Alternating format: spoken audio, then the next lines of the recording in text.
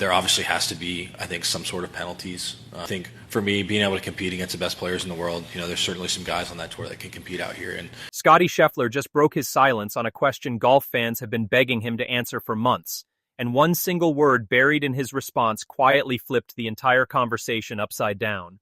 I'm not telling you that word yet. Here's what I will tell you.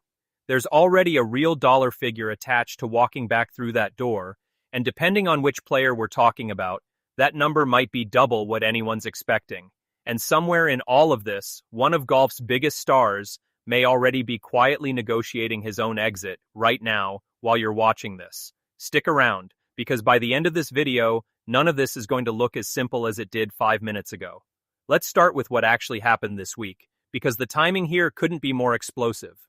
With LIV Golf playing what amounts to its season finale near Indianapolis, and the league's financial future genuinely in doubt after losing its Saudi backing, reporters pounced on the biggest names in the sport with one pointed question.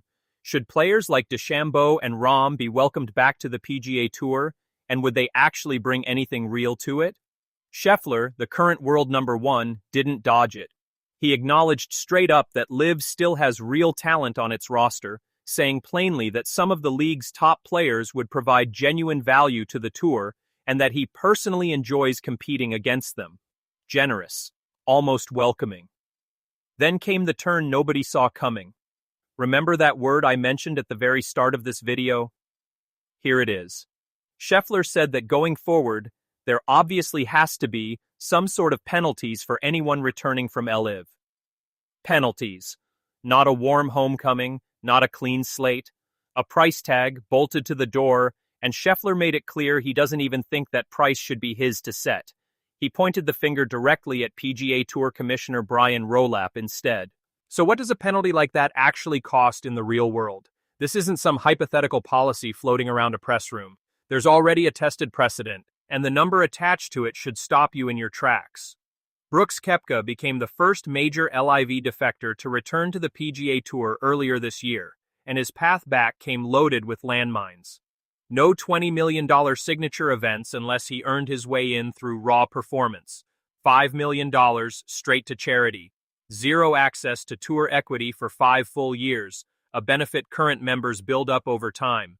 Insiders reportedly valued the total cost of that entire penalty package at $50 million or more, with some estimates running as high as $90 million. $50 to $90 million.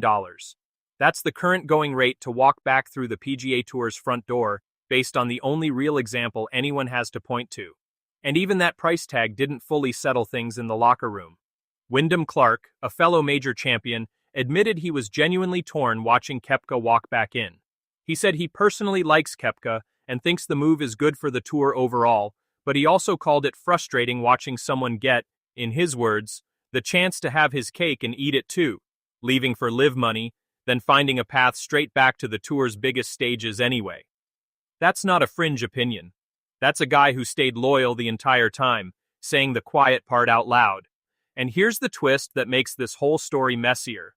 The tour reportedly extended that exact same Koepka-style deal to Rahm, DeChambeau, and Cameron Smith back in January, giving all three a window to accept it before a February deadline. Only Koepka said yes. At the time, Rahm was unambiguous about staying put.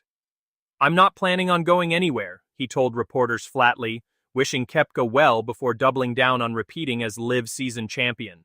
DeChambeau echoed him almost word for word. Cameron Smith went further still. "I've made my bed and I'm going to sleep in it." All three let that offer expire, betting LIV's promise of long-term security still beat a discounted penalty-soaked path back to the tour. That bet is aging badly. Rahm's own words from January are starting to look like a promise he can't keep. Adding fuel to the fire, Rory McIlroy weighed in with his own take just days before Scheffler even spoke, and his version was sharper. Asked point-blank whether the tour would actually benefit from DeChambeau and Rahm returning, McIlroy didn't flinch. "I'd argue, have they brought value to LIV?" Not a compliment disguised as a question, a direct shot.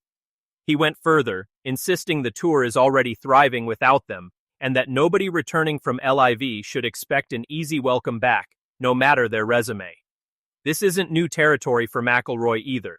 He's been the loudest, most consistent LIV critic since the league's very first season in 2022, even as his public tone cooled over the years.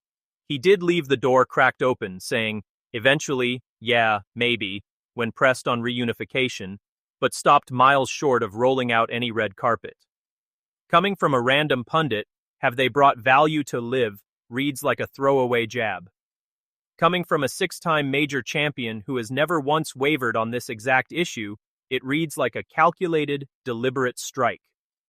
Two of the tour's biggest current stars, inside the same single week, essentially agreeing DeChambeau and Rahm should have to pay to come home. That's not coincidence. That's the emerging party line among the players who never left. DeChambeau, meanwhile, is having a week that says a lot about where his head's at. During a practice session at LIV's Indianapolis finale, he had a reporter physically escorted off the range for simply filming his swing, visibly frustrated with his own game at the time.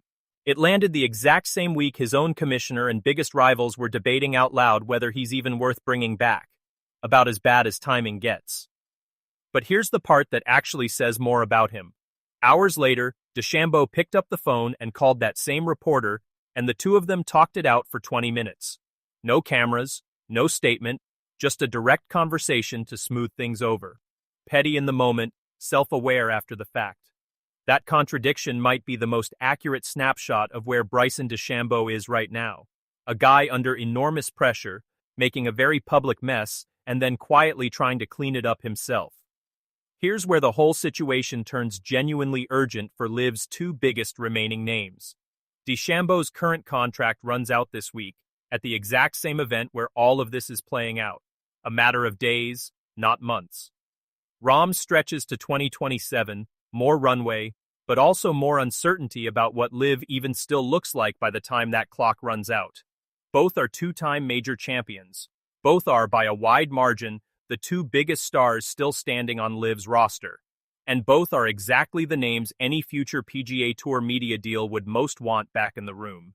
Now remember the twist I teased at the very start, the one where the dollar figure might double depending on the player?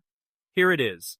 Reports swirling around Rahm specifically this week suggest his terms could look nothing like Koepka's. One outlet claims Rahm is actively planning his exit from LIV. Another says it could happen within weeks. A third insists it's all premature, with zero real talks underway. Three outlets, three different stories, all inside the same handful of days. A level of confusion that alone tells you how shaky things have gotten behind the scenes.